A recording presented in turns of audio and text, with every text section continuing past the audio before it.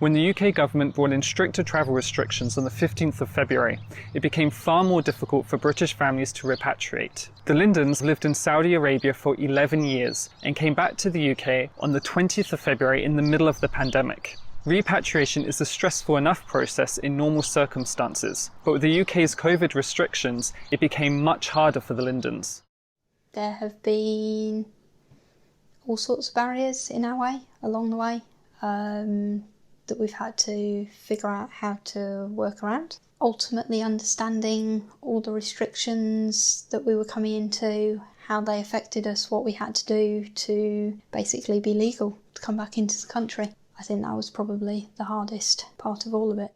In Saudi, for example, there was free testing, drive in, drive through, get tested, get your results online. When you compared that to what the UK government site said it required, that was never going to be enough, and yet people were telling us that was enough. So we then raced around the next day, unscheduled, our last day before flying, getting tests at a laboratory. But to be honest, if the lab had done a test that didn't comply with the UK government standard, we wouldn't have had a clue. Quarantine has been eventful. It's not been as difficult as I thought or had expected it to be. It's been frustrating at times, mainly because of what we would have liked to have got done when we first got back.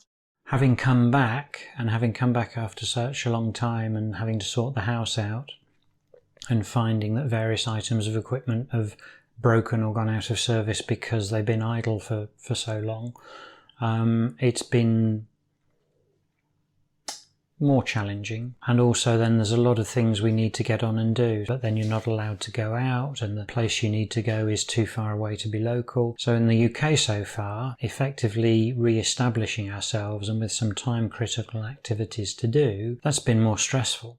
I think perhaps what COVID did then for the whole process was increase the level of uncertainty, make quite clear you knew what the penalties were.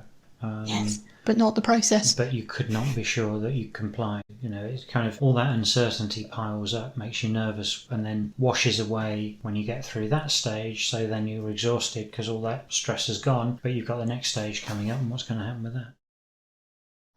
With the UK COVID restrictions set to be completely lifted by the 21st of June, the Lyndons still have a while before they can fully readjust to UK life.